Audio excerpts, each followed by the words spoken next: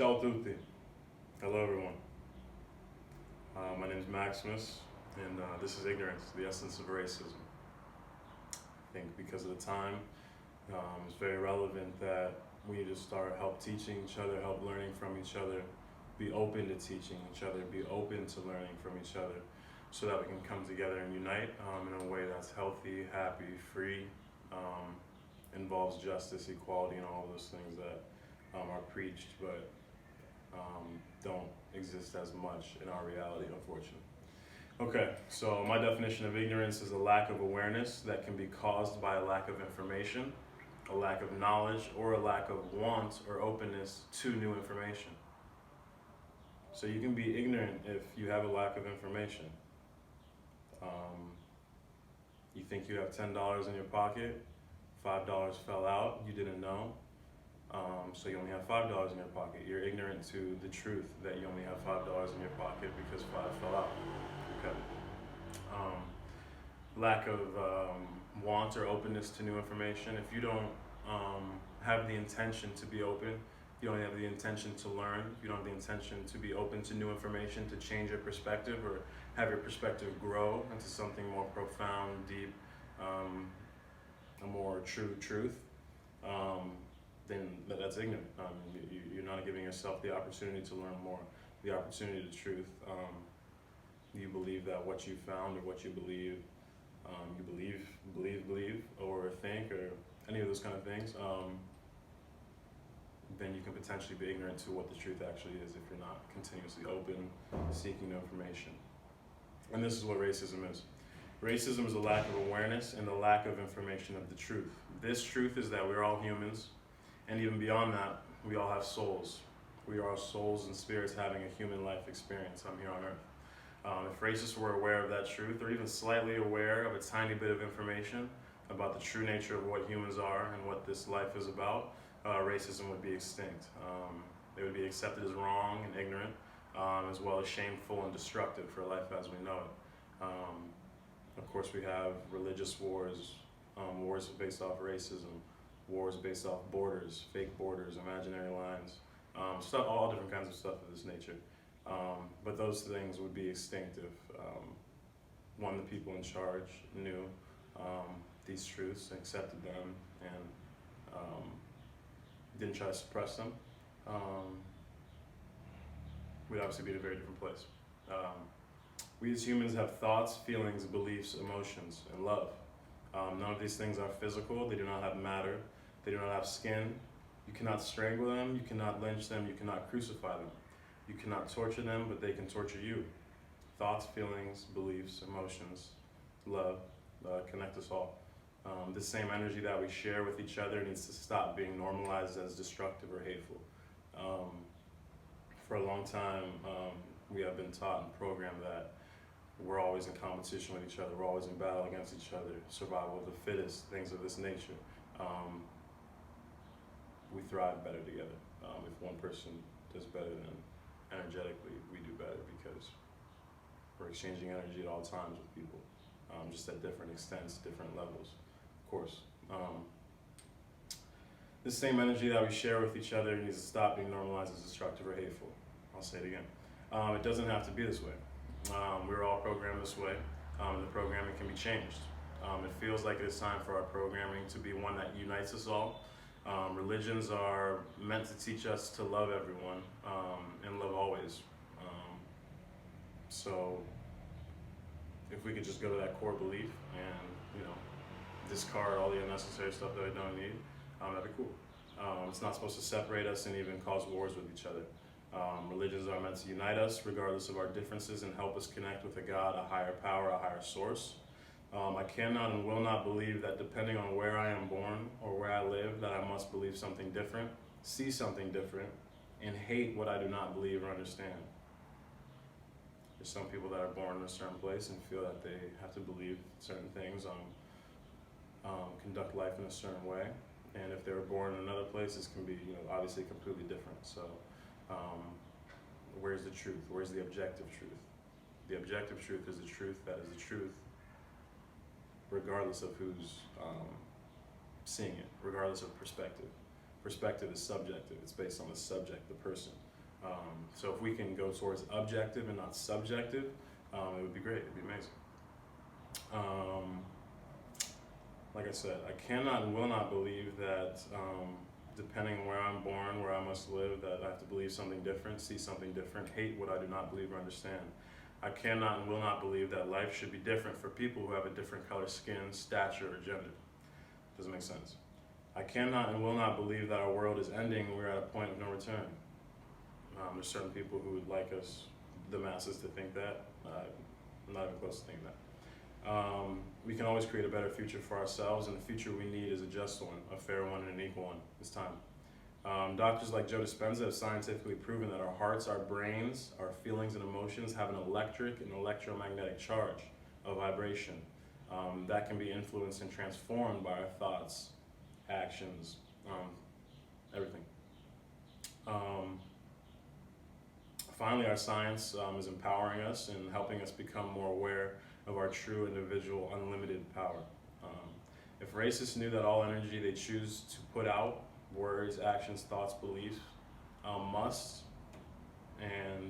must come back to them necessarily because of the universal laws and the true nature of energy, then they would never do so again, because they would become aware that the harm and pain they are creating in their own mind and lives and putting on other people, and causing pain and all these different types of emotions for other people, they would understand that they're creating a very destructive, toxic cycle for themselves in their own lives, that they could avoid, transmute, change into something a lot more beneficial, positive, etc.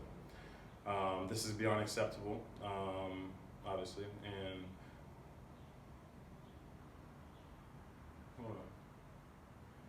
people must protect themselves at all costs and come together, and I pray they do.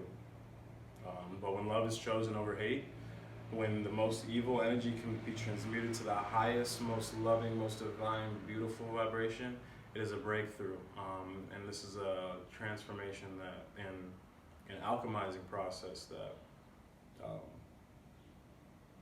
completely enlightens the person, the situation, the thought, belief, the action, anything.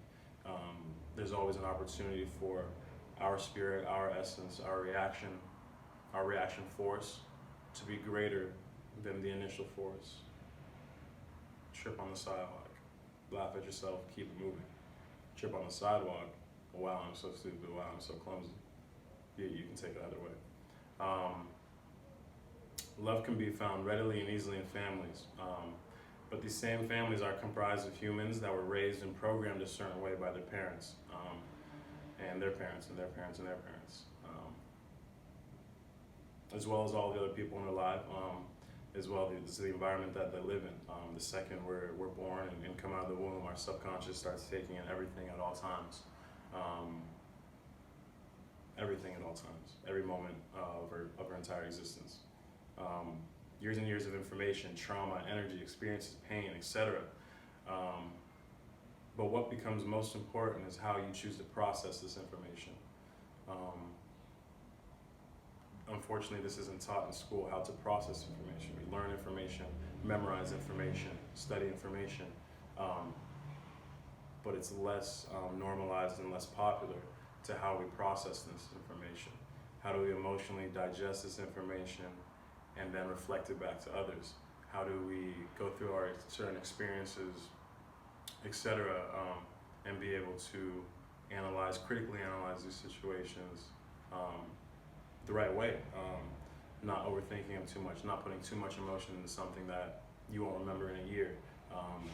Different stuff like that. We need to learn how to check and balance ourselves, and learn how to train our brains to do this.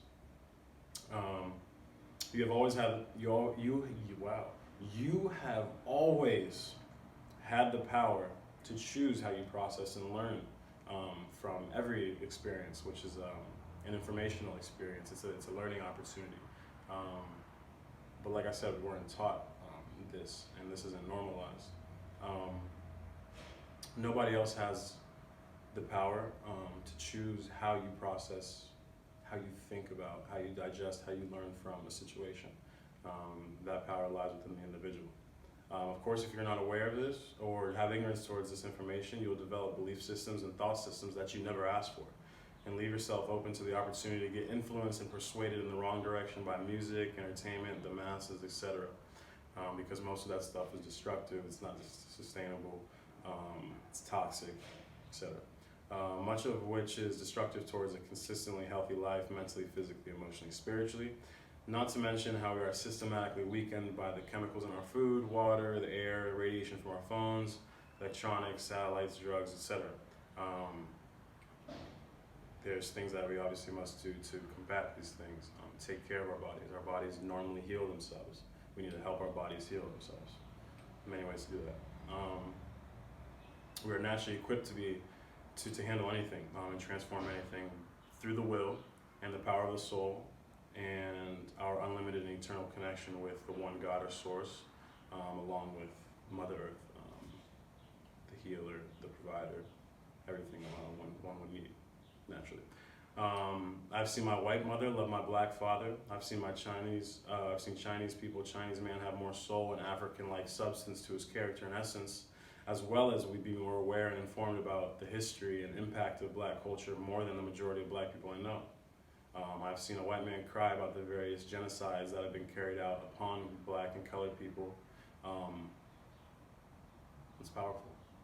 That's powerful. That's empathy. Being able to put yourself in someone else's shoes and feel what they're feeling, go through what they're going through, even though it has nothing to do with your individual experience. That's how you can learn, experience something without having to go through it yourself, so that you can benefit from that experience and learn from it and grow from it without necessarily living it within your human experience. Why is our skin given a color? How can a species be reduced to a color? Why do we have imaginary borders and divider lines that have been drawn across one single amazing planet, some water, land, and an infinite amount of life and things in between? Why do we kill each other? Regardless of all the injustice, division, hatred, I see a paradigm shift for the better. I do. I see an evolution for womankind and mankind as we know it, especially womankind this time. We can do better, and I promise I'll be doing everything I can and more to transform. I can't breathe until we can breathe.